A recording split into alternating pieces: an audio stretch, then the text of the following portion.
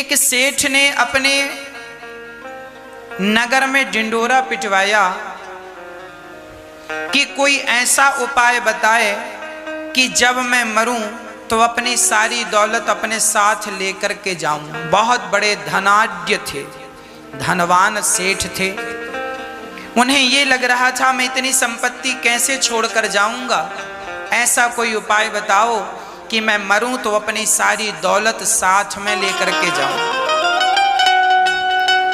बहुत लोगों ने कह दिया कि ऐसा हो ही नहीं सकता, आप अपनी दौलत अपने साथ लेकर नहीं जा सकते, कोई समाधान नहीं है। तब एक बड़े उच्च कोटि के संत आए और सेठ से कहते हैं, सेठ जी इसका समाधान है, आपने जो भी दौलत कमाई है वो सारी संपत्ति आप अपने साथ ले जा सकते हैं। सेठ जी ने कहा कैसे? तब साधु ने कहा सुनो, जब आप अमेरिका जाते हैं, आप कभी अमेरिका गए हैं? सेठ ने कहा हाँ, हम अमेरिका भी कुछ वर्ष पहले ही गए। तो संत ने कहा अमेरिका में हमारे भारत का पैसा चलता है? उन्होंने कहा नहीं, वहाँ डॉलर चलता है। तो डॉलर कैसे मिलता है? बोले भारत का पैसा जमा करो बैंक में तो डॉलर मिल जाएगा, उससे आप उस देश की यात्रा कर लो। संत ने कहा ऐसे ही आपका जो धन है वो भगवान के लोक में, भगवान के धाम में, जब भारत का पैसा अमेरिका में नहीं चलता तो भारत का रुपया भगवान के यहाँ कैसे चलेगा? तो वहाँ अमेरिका में डॉलर चलता है। उसी प्रकार भगवान के घर में पुण्य की कमाई चलती है, पुण्य का पैसा चलता है। इसलिए तो मीरा ने कहा पायो जी मैंने राम रतन धन पायो, राम नाम का धन वहाँ चलता है। ये जो तुम्हारी दौलत है, इस संपत्ति को समाज की सेवा में, साधुओं की सेवा में, जरूरतमंदों की सेवा में अपनी संपत्ति लगा दो। जब आप समाज की सेवा में अपनी संपत्ति लगाएंगे तो जितना धन आप समाज की सेवा में लगाएंगे उतना धन आपको परमात्मा के यहाँ मिल जाएगा। जितना यहाँ दोगे उतना वहाँ मिल जाएगा। ध्रुव जी महाराज का अपमान हुआ, माँ से कहा माँ मेरा अपमान कर दिया माँ ने कहा कोई बात नहीं, जा बेटा तू उस परम पिता परमात्मा की शरण ग्रहण कर, फिर तू अपमान और सम्मान से ऊपर उठ। ध्रुव जी ने तपस्या की, भगवान मिले और 36,000 वर्षों का राज्य मिला। आप कब राजा बनेंगे? आपके जीवन में सुख कब आएगा? जब आप अपमान को सहन कर लेंगे तब आप महान बनेंगे। ध्रुव जी राजा बन गए और पूरा शासन भोग कर, आनंद भोग कर, मनु जी के दिव्य उपदेश से, कुबेर जी के भक्ति के ज्ञान से उनके भाइयों को यक्षों ने मारा, बहुत सारे यक्षों को आपने मारा है। मनु जी ने उपदेश दिया है और मनु जी के दिव्य ज्ञान से ध्रुव जी महाराज संसार को छोड़कर मृत्यु के सिर पर पांव रख के भगवान के धाम को चले गए। आज भी ध्रुव तारा बनकर चमक रहे हैं श्री ध्रुव जी महाराज। भगवान के भजन में कितनी शक्ति है। मैं कल आपसे कह रहा था कि आप भी एक बार आजमा करके देख लीजिएगा, यदि विश्वास नहीं है तो। मनु जी महाराज के 3 बेटी और 2 बेटों की चर्चा पूरी हुई। ध्रुव जी महाराज के वंश में आगे चलकर पृथु भगवान हुए, जिन्होंने पृथ्वी का दोहन किया। पृथ्वी का दोहन किया और पृथ्वी से सारी चीजें प्रकट की। पृथ्वी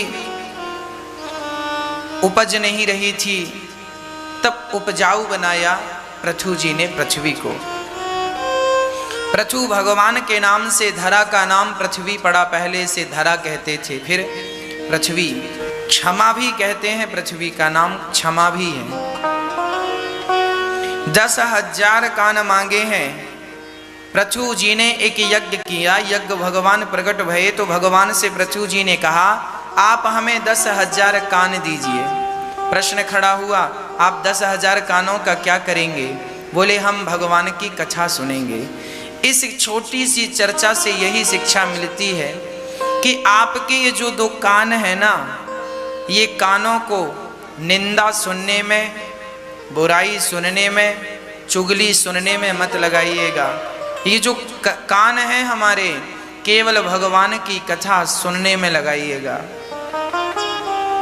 आज हम लोगों को देखते हैं, 2 लोग बैठे हैं, 4 लोग बैठे हैं और पड़ोसियों की बातें कर रहे हैं, फलाने व्यक्ति की बातें जिनसे आपका कोई लेना देना नहीं है, आप उनकी बातें कर कर भी 1-1 घंटा बिगाड़ते हैं। हाँ या ना? आपका जिनसे कोई लेना देना नहीं है, आप उनकी भी बातें, कई लोग ट्रंप की बातें करते हैं। क्यों भाई, तुम्हें क्या करना है ट्रंप से? कई लोग ओबामा की बात करते हैं, बैठे हैं 4 लोग, ओबामा ऐसा, ओबामा, ट्रंप ऐसा, फलाना ऐसा, पड़ोसी थे हमारे बहुत ऐसे थे वैसे थे, फलाने को देखो उसका लड़का ऐसा है वैसा है, फलाने की बहू। भैया ये सब पंचायत क्यों कर रहे हो? तुम्हारा क्या लेना देना है उन लोगों से? और 1-1 घंटा जो बिगाड़ रहे हो फला व्यक्ति की चर्चा करके, उससे तुम्हारा फायदा क्या होने वाला है? तुम्हारा समय ही तो बर्बाद हो रहा है। इसलिए कहता हूँ, जो समय व्यर्थ की बकवास में चला जाता है, वो समय केवल भगवान की चर्चा में लगाओ, भगवान की चर्चा में लगाओ और अपनी सफलता में वो समय खर्च करो। आप कैसे अपने आप को सफल बना सकते हैं? हमारे देश में बेरोजगारी ज़्यादा है, बच्चों को, युवाओं को काम नहीं है, और आज का युवा बैठ करके केवल 4 लड़के बैठते हैं तो क्रिकेट की बात करते हैं, सचिन की बात करते हैं, धोनी की बात करते हैं, विराट कोहली की बात करते हैं। अरे उनका कैरियर तो बढ़िया सा बन गया, तुम उनकी चर्चा करके अपना कैरियर क्यों बिगाड़ रहे हो? 1-1 घंटे, 2-2 घंटे उनकी बातें करके आपको क्या मिलने वाला है? आप अपना जीवन संवारिए, अपने बारे में सोचिए, अपनी बातें कीजिए। आप कैसे सफल बनेंगे उस पर ध्यान केंद्रित कीजिए। कैसे आप अपने परिवार को 2 पैसे कमा कर दे सकते हैं, कैसे आप अपने घर की ज़रूरतें पूरी कर सकते हैं, इस विषय में थोड़ा सा दिमाग लगाइए और अपने आप को सफल, अपने आप को कामयाब बनाने के लिए कदम आगे बढ़ाइए, जिससे आपका कल्याण है। फला व्यक्ति की चर्चा करने से आपका कोई कल्याण होने वाला नहीं है। आज का युवा 2-2 घंटे, 3-3 घंटे, 4-4 घंटे क्रिकेट देखता है। पढ़े लिखे लोग क्रिकेट देख रहे हैं, पढ़ा लिखा जवान युवा क्रिकेट देख रहा है। क्रिकेट के माध्यम से बड़े बड़े क्रिकेटर ये कहते नजर आते हैं कि आप भी अपनी किस्मत आजमाइए, मतलब क्रिकेट में पैसा लगाइए, अर्थात जुआ खेलिए। आप यदि जुआ खेलने लग जाएंगे तो जो दाल रोटी खा रहे हैं वो भी तबाह हो जाएगी, समाप्त हो जाएगी। इसलिए अपने समय का दुरुपयोग ना कीजिए। समय समय पर होता है समय समय की बात, राम जन्म का दिन बड़ा और कृष्ण जन्म की रात।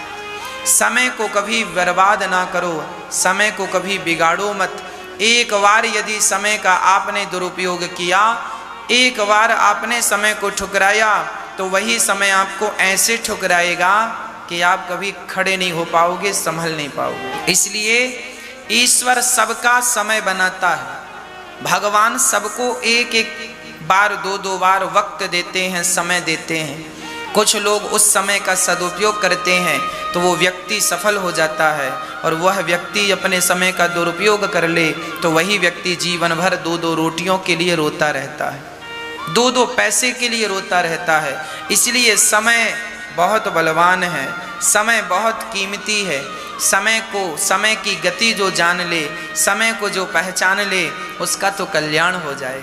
आज हम देखते हैं बच्चे अपना समय बर्बाद करते रहते हैं।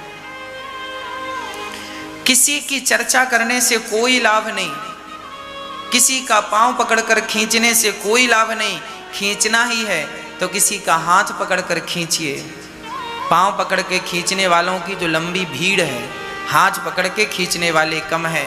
आप हाथ पकड़कर खींचने वाले बनो, पांव पकड़कर खींचने वाले मत बनो। पांव को मत खींचो, हाथ को खींचो, किसी का सहारा बनो। किसी को रास्ते से गिराओ मत। तात्पर्य यह हुआ कि हम अपने कानों से, पृथु जी ने 10,000 कान मांगे, इन कानों से ना किसी की निंदा सुने, ना किसी की चुगली सुने, कुछ भी नहीं। जब आपका मित्र, आपकी सहेली, आपका पड़ोसी कहे फलाना व्यक्ति ऐसा, तुरंत चुप कर दो भैया, उस व्यक्ति की चर्चा हमें क्यों सुना रहे हैं, हमें तो भगवान की कथा सुनाओ और हमारे लायक हम कैसे सफल बने उसके बारे में थोड़ा सा डिस्कस कर लें। हाँ, हम कैसे अपना जीवन ठीक करें, कैसे हम सफल बने, इस पर विचार करें, इस पर चर्चा करें तो काम बने। 10,000 कान इसलिए मांगे गए ताकि इन कानों से भगवान की कथा सुनी जाए। भगवान का चिंतन करेंगे तो जीवन सफल हो जाएगा। 10,000 कान मांगे गए। प्राचीन बरही की पावन चर्चा है, जब व्यक्ति संसार के विषयों में उलझता है। आज मनुष्य की दुर्गति क्यों होती है, दुर्दशा क्यों होती है? क्योंकि वह फंसा पड़ा। पुरुषों से स्त्रियां नहीं छूट रही हैं, स्त्रियों से पुरुष नहीं छूट रहे हैं। बुढ़ापा आ गया फिर भी मेरा मेरा मोह में उलझा पड़ा है। यही तो इनकी दुर्दशा और दुर्गति का कारण है। जब तक आपके जीवन में त्याग नहीं होगा, संतोष नहीं होगा, तब तक आपका कल्याण नहीं होगा, आपको शांति नहीं मिलेगी। जो व्यक्ति संसार में उलझा पड़ा है, जो व्यक्ति अधिक लोभी है, क्या उसे कभी शांति मिलेगी?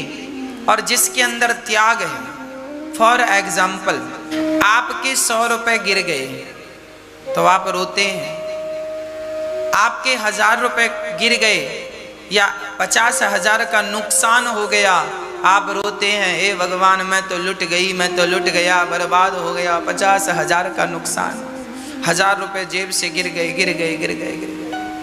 हे भगवान मेरा ये चप्पल चोरी हो गई, चोरी हो गई, चोरी हो गई। देखिए, किसी की चप्पल चोरी हो जाए तो आधा घंटा रोता, परेशान होता। किसी की गाड़ी चोरी हो गई, रोता है, गाड़ी चोरी हो गई। किसी का लाख रुपए का नुकसान हो गया, रोता है। मैं आपको बता दूं, यदि आपके अंदर त्याग है तो आप कभी रोएंगे ही नहीं। त्याग क्या, मैं किस त्याग की बात कर रहा हूं? त्याग ऐसा कि ये अंगूठी है, ध्यान से देखिए, इसे हम पहनते हैं इस प्रकार। जब मैं अपनी बात बता रहा हूं, मैं अपनी एक बात बताऊं, उस बात से आप लोग भी समझ ली। आपको समझाने के लिए मैं उदाहरण दे रहा हूं अपना। ये अंगूठी है। जब मैंने इसको पहना उसी समय मैं ये सोच लिया था कि यदि ये अंगूठी गिर गई, कई बार अंगूठियां हैं, सोना चांदी गिर जाता है, गले से चैन टूट कर गिर जाती है, कान के बाले गिर जाते हैं, अंगूठियां गिर जाती हैं, कई बार गले की चैन चोर उड़ा ले जाते हैं। तो जब भी आप सोना पहने, अंगूठी पहने, गले में चैन पहने, हाथ में कड़ा पहने, तो आप सोना पहनने के पहले अपने मन को मजबूत कर लें कि मैं ये पहना हूँ, ये कभी भी गिर सकती है, कभी भी गुम हो सकती है, और जब गुम होगी, गिरेगी, तो मुझे रोना नहीं है, मुझे इसकी फिक्र नहीं करनी, मुझे इसकी चिंता नहीं करनी। ये पहले से ही कमर कस लीजिएगा, क्योंकि आज ना सही ये वस्तु आपसे दूर जाएगी, आज ना सही कल आपका नुकसान होगा। तो आज ही आप तैयार रहिए कि नुकसान होगा, हमें हो जाएगा सो हो जाएगा, कोई बात नहीं। अब रोने से क्या होगा? ये जो ज्ञान है, पहले से सावधान रहिएगा। जो वस्तु आपको मिली है, पत्नी आपकी है, आप बहुत प्यार करते हैं पत्नी से, तो आप प्यार करते हैं ना पत्नी को, पर उस प्यार के साथ एक बात मेरी गांठ बांध लीजिए कि आपकी पत्नी एक दिन आपका साथ छोड़कर चली जाएगी, भगवान के घर जाएगी, है ना। इस सच्चाई से मत भागिए। तुम प्यार करते हो पत्नी से, अच्छी बात है, पर यह भी याद रहे कि एक दिन वो आपका साथ छोड़कर जाएगी। उस हाल में आप क्या करेंगे? तब कितना रोएंगे? क्या रोने से वापस आएगी? जाना है। इस सच्चाई को याद रखो और जितने दिन तुम्हारे साथ है प्यार मोहब्बत से रहो और भगवान का चिंतन करो। आप अपने पति के साथ हैं, पति से बहुत प्यार करते हैं, पर ये याद रखिए कि आपका पति एक दिन आपका साथ छोड़कर जाएगा, जरूर जाएगा। या तो पहले पत्नी जाएगी या तो पति जाएगा। आप उस दुख को सहन करने के लिए तैयार हो जाइए। आज लोग दुखी क्यों होते हैं? क्योंकि उस दुख को सहने की तैयारियां नहीं करते। जब आप तैयारी नहीं करते तो आप दुखी। इसलिए आप अपने दिमाग को, अपने बुद्धि को सेट करके चलिए कि आपकी पत्नी आपके साथ कुछ दिनों की मेहमान है, चली जाएगी। आपका पति आपके साथ कुछ दिनों का मेहमान है, चला जाएगा। उस हाल में आपको कैसे रहना है, उसकी आदत अभी से बनाना स्टार्ट कर दीजिए। ये समझ लीजिए कि ये सच्चाई है, इसे आप स्वीकार करें या बिल्कुल स्वीकार ना करें। ये सोना चांदी, ये पद प्रतिष्ठा, ये एक दिन तुमसे छिन जाएगी। उस समय आपकी हालत क्या होगी, उसकी तैयारी अभी से कर लो, कल को रोना ना पड़े। ये त्याग, इसलिए हम कहा करते हैं त्याग जीवन में जरूरी है, त्याग जरूरी है जीवन में। मेरे पास अंगूठी है तो भी मैं खुश हूं, और कल को ये गुम जाएगी ना तो मैं रोऊंगा नहीं, क्योंकि मैंने कमर कस ली है। पहले से मुझे पता है कि ये वस्तु एक दिन छोड़कर जाएगी, इसलिए मैं इसे पहना जरूर हूं, पर मैं इससे प्रेम बिल्कुल नहीं करता। ये तो उपयोग है मेरा, चलो पहन लिया, अंगूठी है पहन लिया, पर मैं इससे प्रेम नहीं करता, मैं इससे अटैच नहीं हूं, मैं इससे जुड़ा हुआ नहीं हूं। मुझे पता है एक दिन चली जाएगी, गिर जाएगी, कोई गुम हो जाएगी, इसलिए मैं इससे प्रेम ना करूं, उपयोग करूं, प्रेम ना करूं। प्रेम करूंगा तो कल गिरेगी तो रोएंगे। हमारी माताओं का एक बाला गिर जाए ना कान का, 4 दिन तक रोटी नहीं खाती। जितने का बाला है, जितने का झुमका है, उसके लिए रो रो के बीमार पड़ जाती हैं, पर जितने का झुमका था उतने रुपए उनके इलाज में खर्च हो जाता है। सियावर रामचंद्र की जय। झुमका गिरा बरेली की बाजार में, और जब गिरा तो फिर रोई, माताएं रोती हैं मेरा झुमका गिर गया, झुमका। 4 दिन रोटी नहीं खाती, बीमार पड़ जाती हैं। 50,000 का झुमका था, बीमार पड़ गई, डॉक्टर के पास गए, 50,000 का बिल बन गया। एक तो 50,000 का झुमका गिराया, फिर 50,000 रोने में और खर्च हो गए, लो 1 लाख का नुकसान। इसलिए कहता हूं ये जो तुम झुमका पहने घूमती हो ना मेरी माँ, पहले से बिल्कुल निर्णय कर लीजिएगा, कमर कस लीजिए, एक दिन ये झुमका तुम्हारा गिरेगा। या तो चोर चुरा लेगा, या तो गिर जाएगा, या बंटवारे में बेटा बहू के पास चला जाएगा, तुम्हारे पास रहेगा नहीं। तुम पहने पहने मर जाओगी तो भी बच्चे उतार लेंगे, तुम्हारे पास रहेगा नहीं है। इसलिए कहता हूं इन वस्तुओं से मन को हटा लो और मन को केवल गोविंद के चरणों में लगा लो, यही से जीवन की सार्थकता है। यदि मन भगवान के चरणों में लग गया तो कल्याण हो जाएगा, और झुमका झुमकी में मन लगा रहा तो दुर्गति होगी, दुर्दशा होगी, नरक जाना पड़ेगा।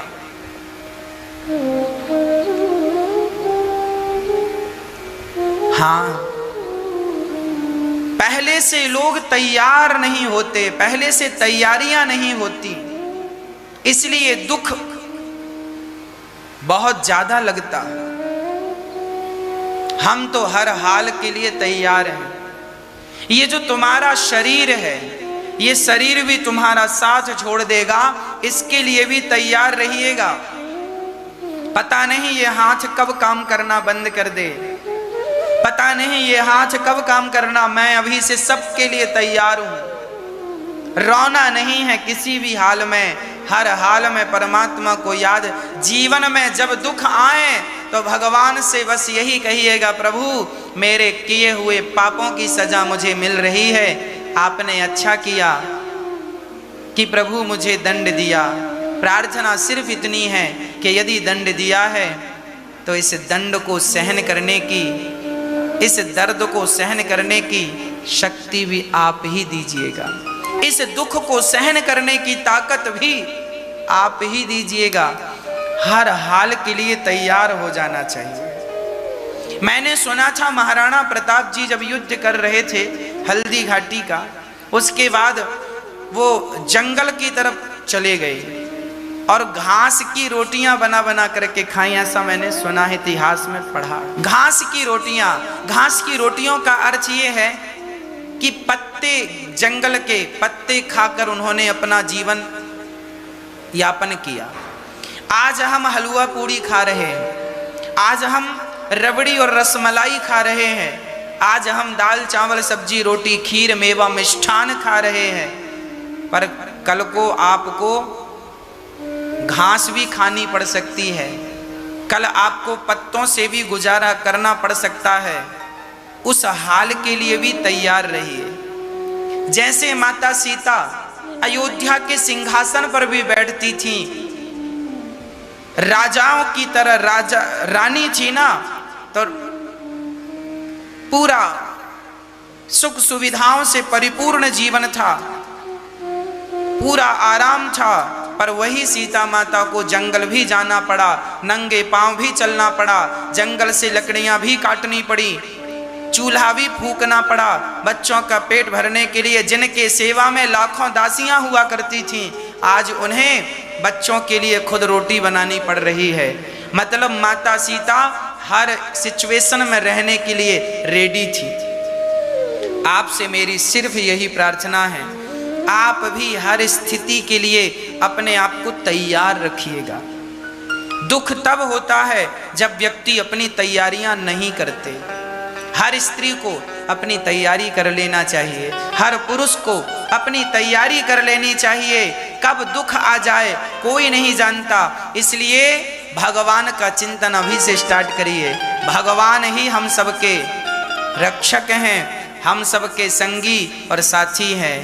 एक टेर रघुनाथ की दूजो न कोई सहाय, एक कोई दूसरा सहारा नहीं है एक ईश्वर के सिवा। जो भगवान की शरण में है उनका बाल भी बांका नहीं होता। इसलिए ये संसार में रहना नहीं देश बिगाना रे।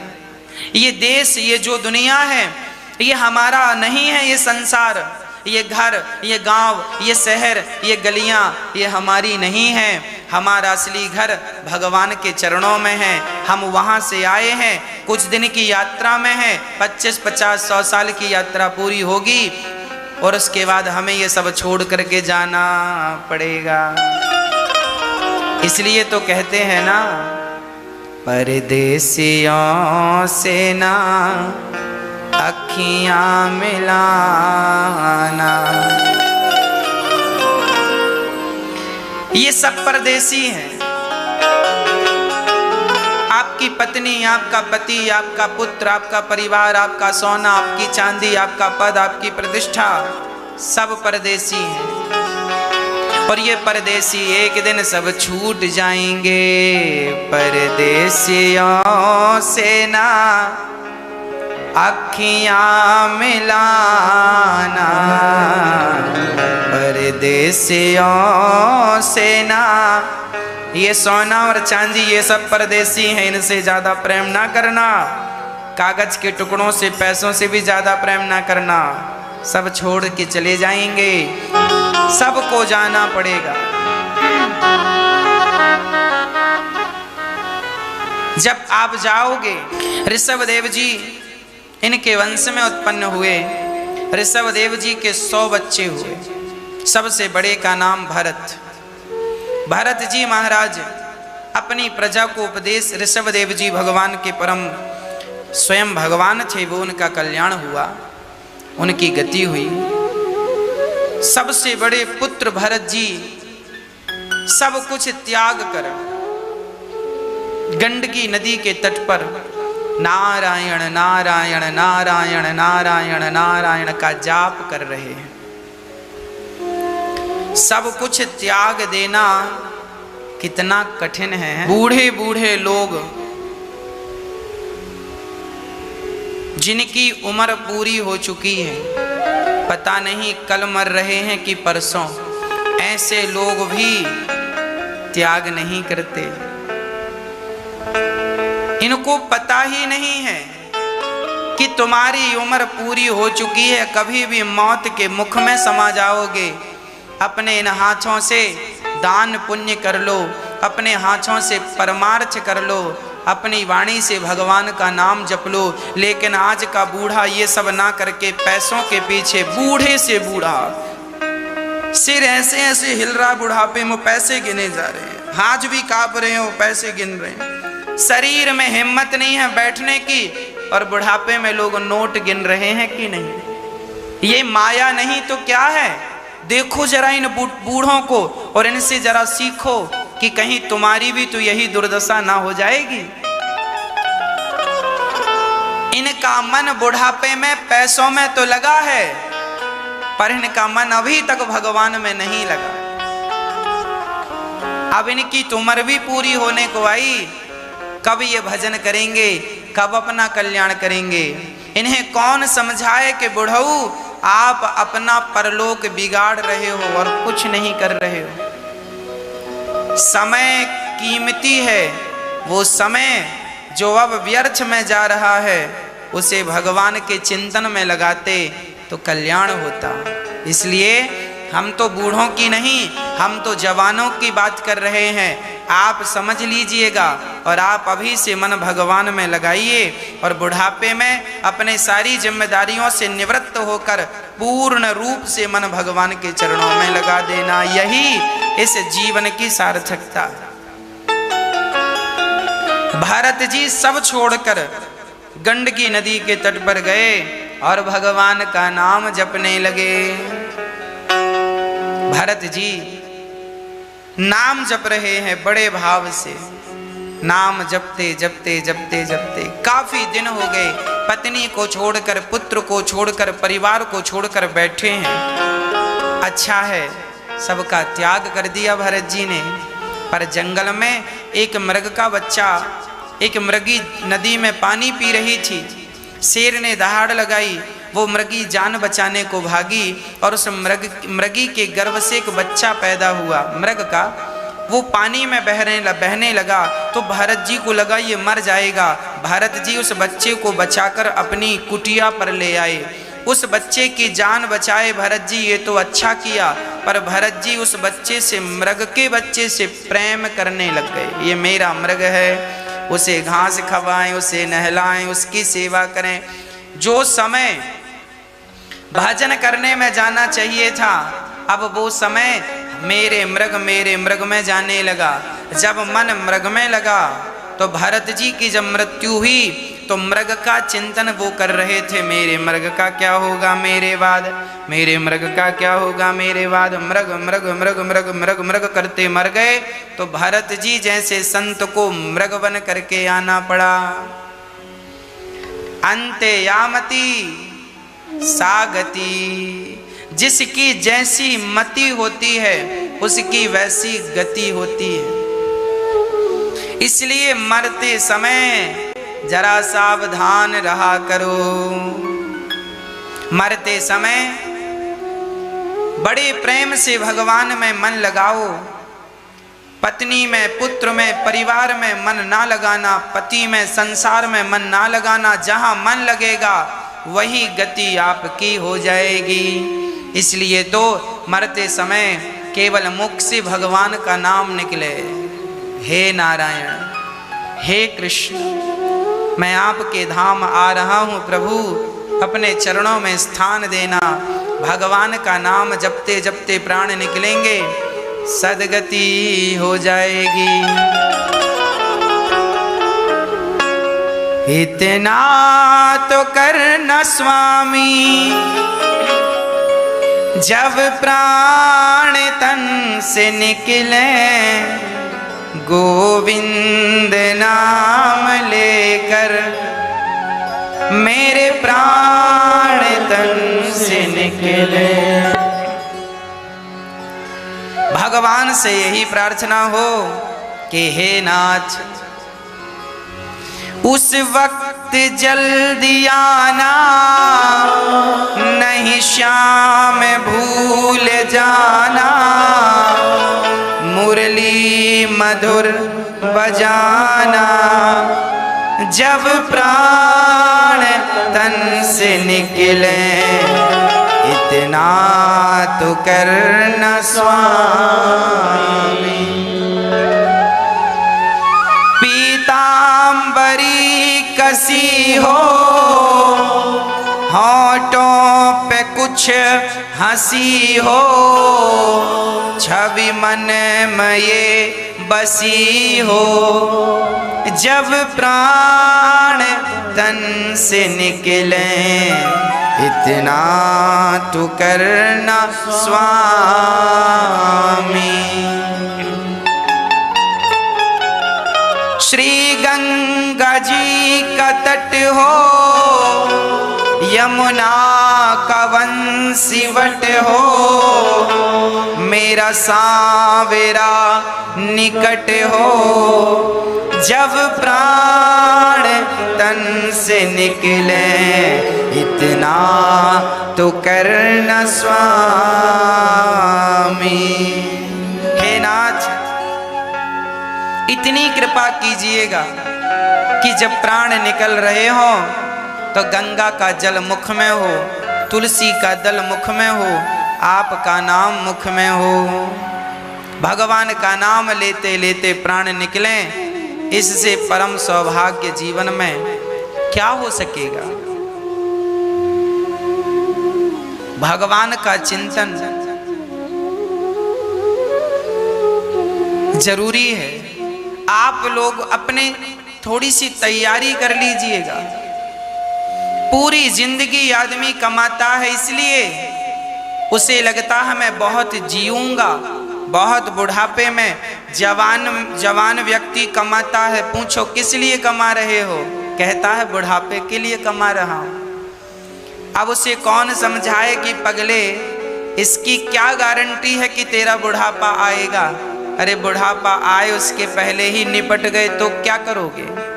इसलिए कमाना है तो बुढ़ापे के लिए नहीं, इस संसार में तो कैसे भी पेट भर ही जाएगा। कमाना है तो परलोक के लिए कमाओ। जो यहाँ आप करेंगे अच्छा या बुरा वही आपको मिलता है। अच्छा करेंगे तो आपको अच्छा मिलेगा, बुरा करेंगे भाई सिंपल है। मैंने खेत में गेहूं बोया है तो फसल गेहूं की ही आएगी। जैसा मैं व्यवहार आपके साथ करूंगा वैसा ही व्यवहार आपसे भी पाऊंगा। इसलिए जो इस संसार में आप कर रहे हैं अच्छा या बुरा, उसी का परिणाम यहाँ से जाने के बाद स्वर्ग में नरक में भगवान के धाम में मिलता है। बुरा करोगे तो नरक, अच्छा करोगे तो भगवान के धाम। इसलिए बुरे कामों से बचो। ये ना आपके लिए कल्याणकारी हैं ना मेरे लिए कल्याणकारी। भगवान का नाम लेते लेते प्राण निकले, इससे परम सौभाग्य जीवन में क्या हो सकेगा। भगवान का चिंतन जरूरी है। आप लोग अपने थोड़ी सी तैयारी कर लीजिएगा। पूरी जिंदगी आदमी कमाता है, इसलिए उसे लगता है मैं बहुत जीऊंगा, बहुत बुढ़ापे में। जवान व्यक्ति कमाता है, पूछो किस लिए कमा रहे हो, कहता है बुढ़ापे के लिए कमा रहा हूं। अब उसे कौन समझाए कि पगले इसकी क्या गारंटी है कि तेरा बुढ़ापा आएगा। अरे बुढ़ापा आए उसके पहले ही निपट गए तो क्या करोगे। इसलिए कमाना है तो बुढ़ापे के लिए नहीं, इस संसार में तो कैसे भी पेट भर ही जाएगा। कमाना है तो परलोक के लिए कमाओ। जो यहाँ आप करेंगे अच्छा या बुरा वही आपको मिलता है। अच्छा करेंगे तो आपको अच्छा मिलेगा, बुरा करेंगे भाई सिंपल है। मैंने खेत में गेहूं बोया है तो फसल गेहूं की ही आएगी। जैसा मैं व्यवहार आपके साथ करूंगा वैसा ही व्यवहार आपसे भी पाऊंगा। इसलिए जो इस संसार में आप कर रहे हैं अच्छा या बुरा, उसी का परिणाम यहाँ से जाने के बाद स्वर्ग में नरक में भगवान के धाम में मिलता है। बुरा करोगे तो नरक, अच्छा करोगे तो भगवान के धाम। इसलिए बुरे कामों से बचो। ये ना आपके लिए कल्याणकारी हैं ना मेरे लिए कल्याणकारी हैं।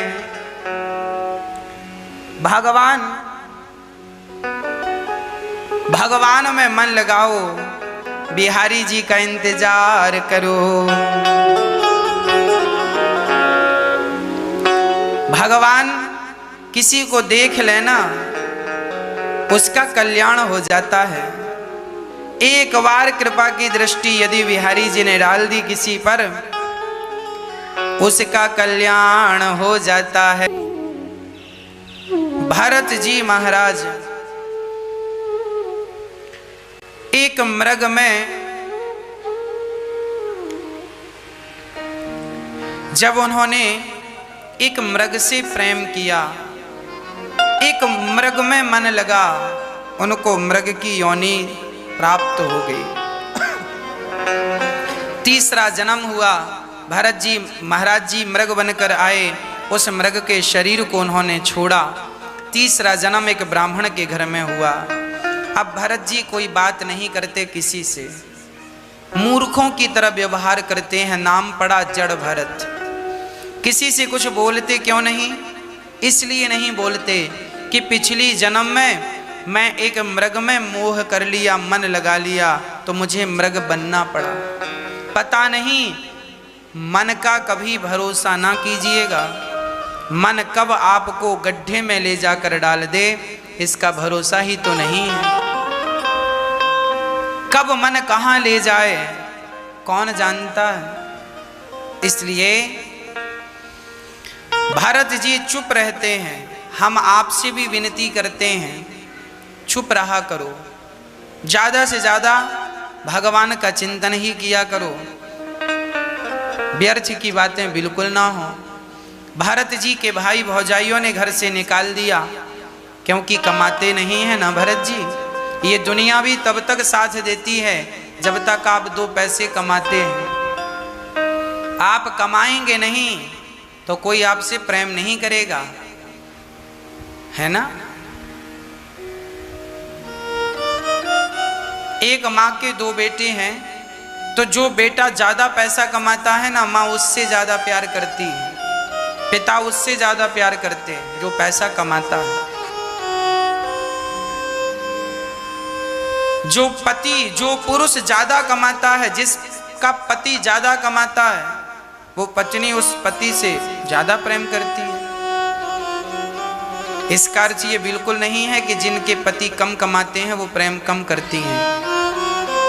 प्रेम का कमाई धमाई से ज्यादा संबंध नहीं है, पर सामान्य दृष्टि है। जो पतिव्रता स्त्री है वो तो पति से प्रेम करती है, चाहे उसके पास पैसा हो या बिल्कुल गरीब। पर जो कुछ स्त्रियां होती हैं, कुछ स्त्रियां जो अपने पति से ज्यादा पति के पैसों से प्रेम करती हैं। पतिव्रता नारी तो पति के पास कुछ ना हो तो भी प्रेम करती है, वो तो प्रेम करती है सच्चा। पर समाज में देखने को मिलता है बहुत सारी स्त्रियां जब पति के पास कुछ नहीं होता तो छोड़कर चली जाती हैं। हम सीधा कहें तो आप ये समझिए कि संसार में लगभग लोग, रामचरितमानस में तो लिखा है, स्वार्थ लाग करें सब प्रीति, सुर नर मुनि जन की यह रीति। सब अपने स्वार्थ के कारण प्रेम करते हैं या करती हैं। स्वार्थ खत्म, प्रेम खत्म, ये रामचरितमानस में लिखा है। सब व्यक्ति जिससे प्रेम करते हैं वो प्रेम के पीछे कोई ना कोई स्वार्थ होता है। ये बात पतिव्रता स्त्रियों में लागू नहीं होती। पतिव्रताओं का जो प्रेम है वो निस्वार्थ प्रेम है। जो भक्त का सच्चा प्रेम भगवान से है, इसलिए कहते हैं, इसलिए हम कहा करते हैं प्रेम भगवान से भी करो तो निस्वार्थ, नहीं तो स्वार्थी प्रेम होगा तो भी कल्याण नहीं होगा। भरत जी जंगल में विचरण करते हैं। भद्रकाली के सामने कुछ भीलों ने भरत जी का सिर झुका दिया। बलि चढ़ाने के लिए भरत जी ने सिर झुका लिया, बलि इनकी चढ़ाने लगे, तब भद्रकाली ने प्रकट होकर भरत जी की रक्षा की।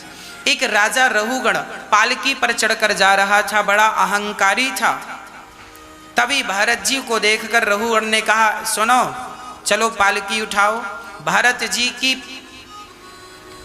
जी ने राजा की पालकी कंधे पे रखी। पहले के राजाओं की पालकी कहार लोग उठाते थे, डोली उठाने वाले भी, कहार पालकी उठाने वाले भी। तो भरत जी को कंधे पे पालकी रख दी और भरत तो ठहरे संत, जो जैसा कह दे ठीक है, चल रहे हैं, पर कोई चींटी पांव पे ना दब जाए पांव से, इसलिए भरत जी छलांग लगा रहे हैं। तो अब की बार इतनी जोर की छलांग लगाई कि राजा रहुगण की पालकी सिर पे टकराई, जोर से टकराई। राजा रहुगण के मस्तक से रक्त गिरने लगा। राजा रहुगण बोले, मूर्ख कौन है ये, जानता नहीं मेरे सिर पे चोट लग गई, मृत्यु दंड दूंगा मैं जिसने मुझे चोट पहुंचाई है।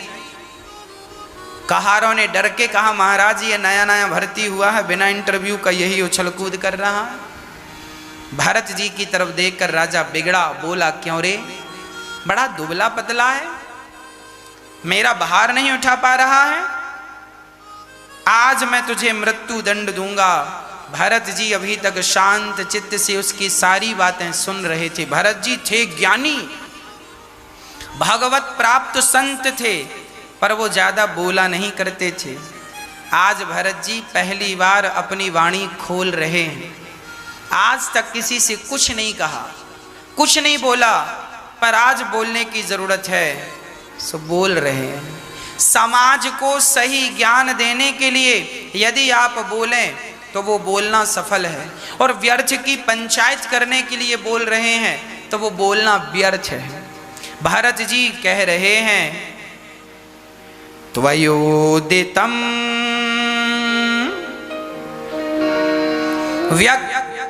व्यक्तिमविप्रलब्धं भर्तुः समय स्याद्यदि वीरभारः गन्तुर्यदि स्यादधिगम्य मध्वा पीवेतिराशौ न विदां प्रवादः।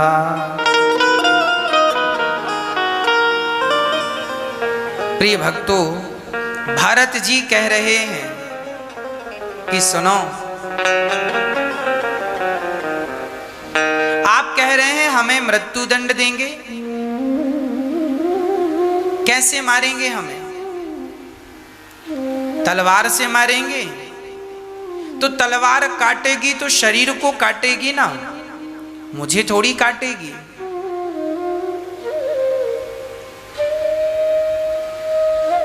अच्छा, तुम मारोगे किसे?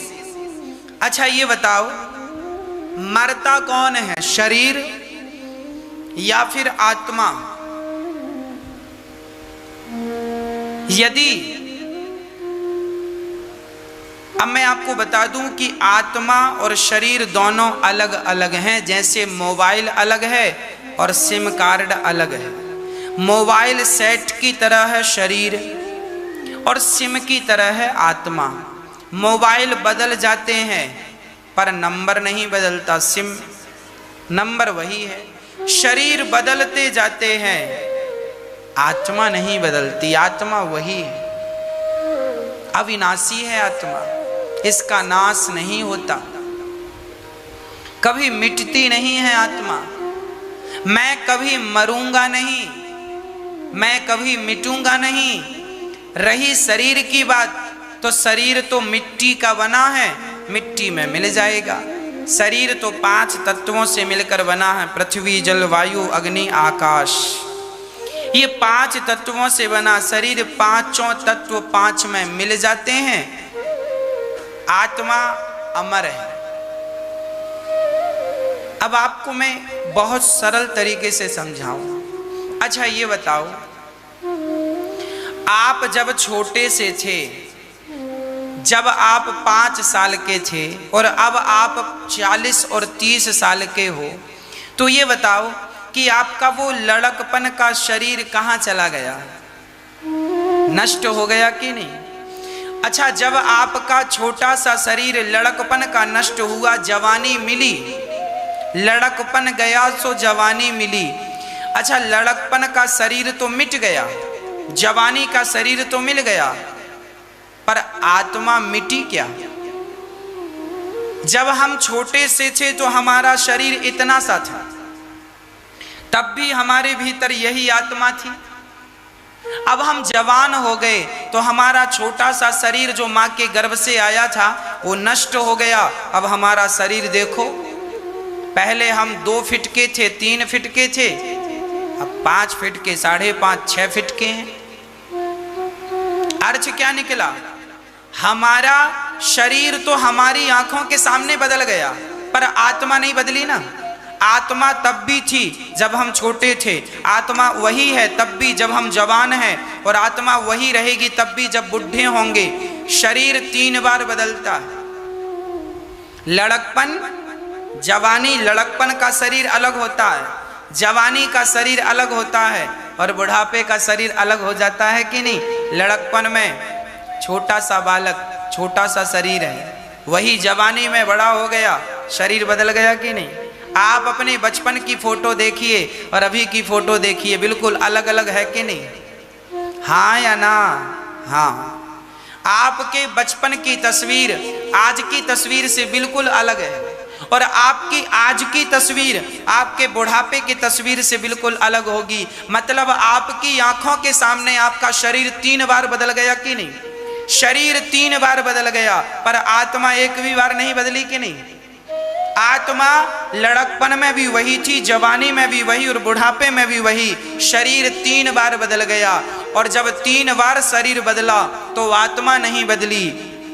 तो जब 4थी बार मृत्यु के बाद शरीर बदलेगा तो आत्मा कैसे बदलेगी? आत्मा तो तब भी रहेगी जब ये शरीर बदलकर दूसरा हो जाएगा। आत्मा कभी नहीं बदलती, आत्मा अजन्मा है। प्रैक्टिकली मैंने आपको कह दिया, आपका लड़कपन बदल गया, जवानी का शरीर बदल गया, जवानी से आप बुढ़े हो गए, पर आत्मा नहीं बदली, शरीर बदल गया।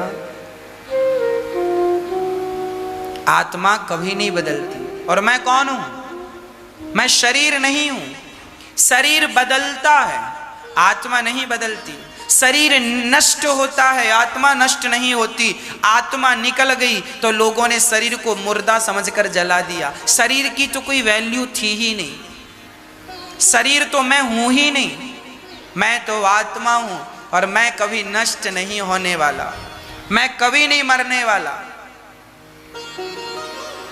आप लोग भी कभी नहीं मरेंगे, परंतु अज्ञान के कारण आपने अपने आप को शरीर समझ रखा है। आपको लगता है मैं शरीर हूं, ये मेरा है। ना जी, तुम्हारा नहीं है। तुमने अपने आप को शरीर समझ रखा है, इसलिए तुम परेशान हो। यदि आपने अपने आप को आत्मा समझा होता तो कोई परेशानी थी ही नहीं, कोई परेशानी नहीं थी। मैं आत्मा हूं। आप केवल इतना समझ लीजिए कि मैं सिर्फ आत्मा हूं, कभी नष्ट ना होने वाली आत्मा। नैनम छिंदन्ति शस्त्राणि नैनम दहति पावकः। ना आत्मा को जलाया जा सकता, ना गलाया जा सकता, ना वायु उड़ा सकती है।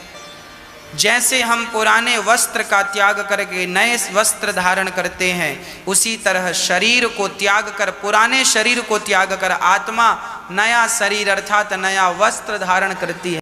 आज पूज्य श्री अनिरुद्धाचार्य जी महाराज ने हम सभी लोगों को बहुत ही उत्तम एवं शिक्षाप्रद कथा सुनाई है। आशा करता हूँ कि इस शिक्षाप्रद कथा से हम सभी लोग कुछ न कुछ शिक्षा अवश्य ग्रहण करेंगे और अपने जीवन को सुखी और सात्विक बनाने का प्रयास करेंगे। मित्रों, अगर आपको यह शिक्षाप्रद कथा पसंद आई हो तो वीडियो को लाइक करें और अधिक से अधिक लोगों को शेयर भी करें, जिससे और भी लोग महाराज जी की इस शिक्षाप्रद कथा से शिक्षा लेकर अपने जीवन को सुखी बना सकें।